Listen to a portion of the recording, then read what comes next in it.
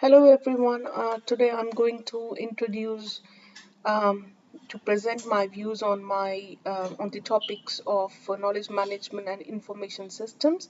Why there is a need? What are the impacts of these systems in the business organizations? We will discuss in this presentation. My first slide uh, introduces the knowledge management systems in the automobile sector, which itself a key economic and industrial force over the worldwide planet.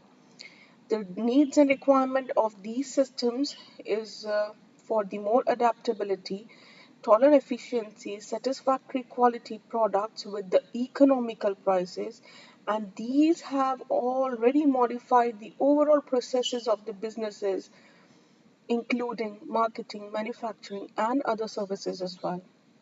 But currently, automotive sector is facing the results of prompt global growth of the markets and outposting of suppliers.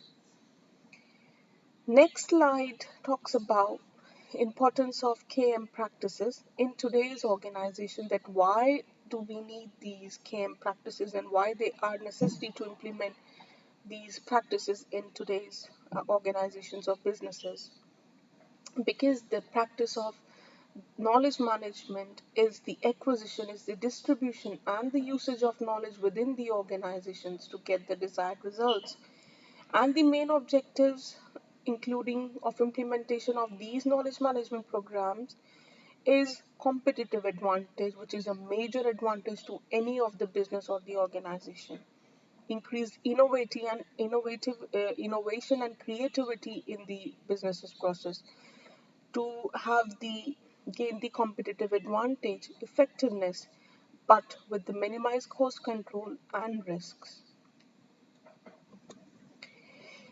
What are the widely accepted KM practices or models in today's organizations? In what way we are accepting these KM, the practice of KM? So it is in the form of two: explicit and tacit knowledge. Explicit knowledge only occurs within the organizations in the form of records of organizations which anyone can read, anyone can have the knowledge, explore those records, or in the form of commercial publications, web, emails, groupwares, databases, internets.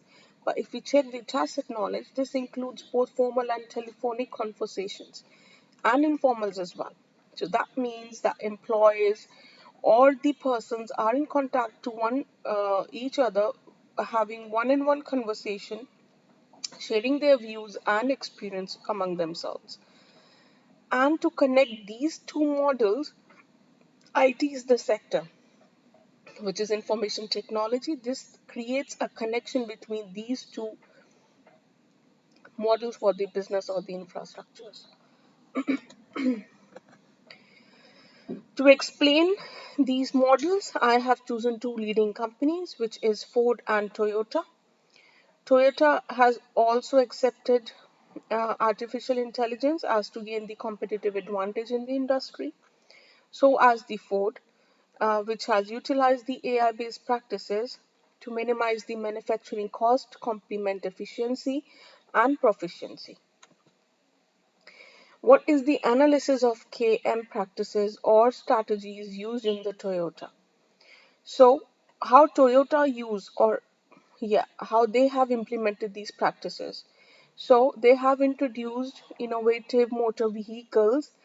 That is the very first strategy used by the Toyota in a rising economics, not in Japan that is already flourished, as to provide the sustainable growth and to make a huge profit in the market.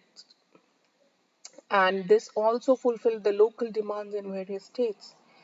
Secondly, by the adaptation of learning program which they call as Learn Local but Act Global. That gives another successful story for the company because the transfer of knowledge through the employees made the company profitable. The success key of Toyota was splitting. What was the main motive? What was the main step by the Toyota was that they split the demand as per the local region, which allows employing and managing its resources adequately.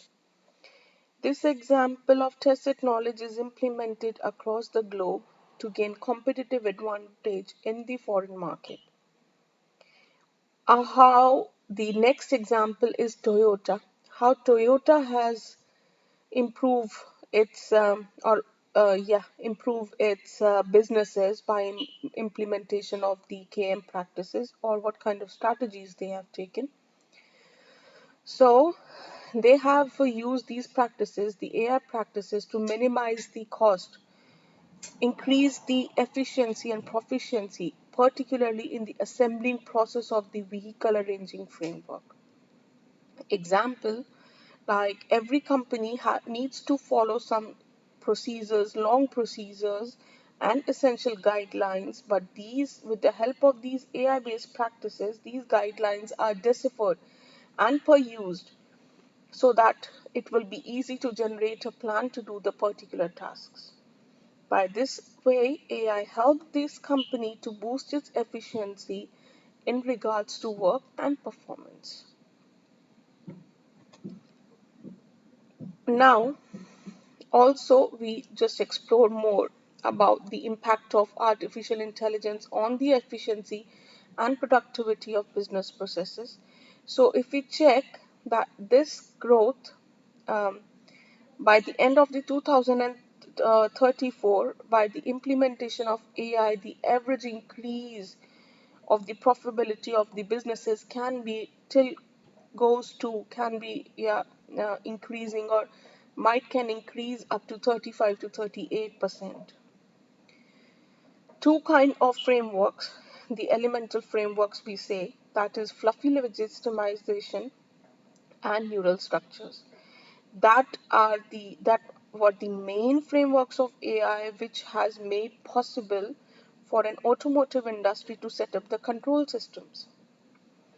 Also, what the fluffy ground is responsible for, that includes atmosphere control, motor control, anti-lock braking systems, and discrete guide control as well. Another innovation in AI, that is the application of robotics now, which help the companies to upgrade their production lines with zero mistakes, with the most accurate results, we can say. Also in terms of marketing and sales as well, that was for the manufacturing.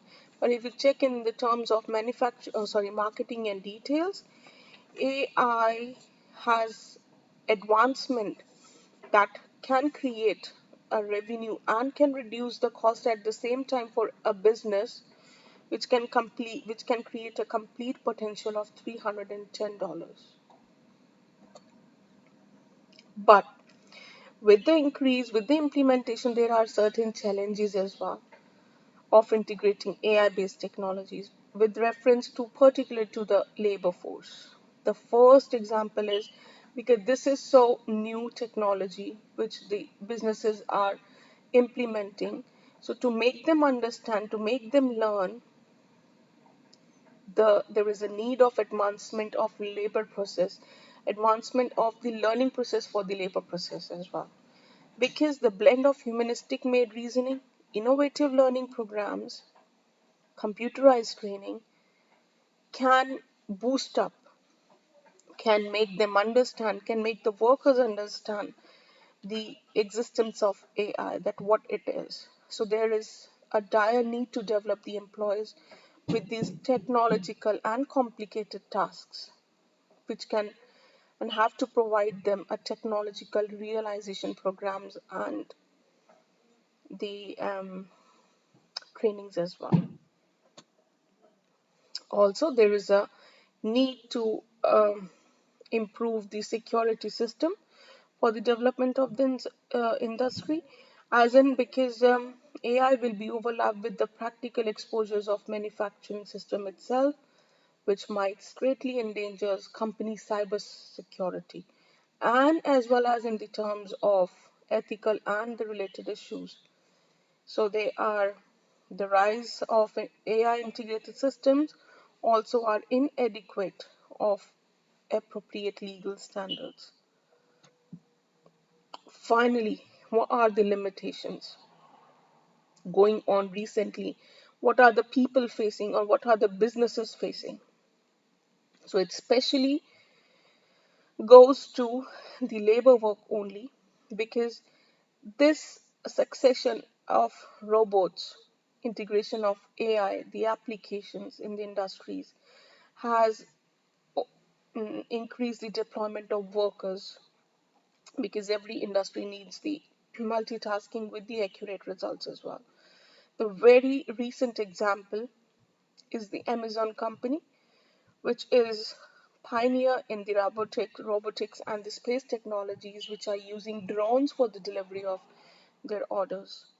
Also, Toshiba Corporation as well, they have produced a female-looking robot, which they named Aiko, which is offering guidance and information to the consumers in 6 languages, in 6 minutes, sorry, in 6 minutes, but in Japanese language.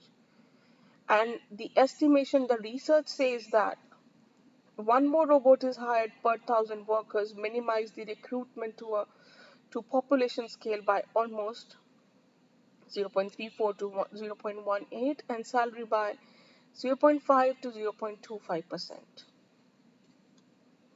So these are the major limitations of implementing these new technological programs.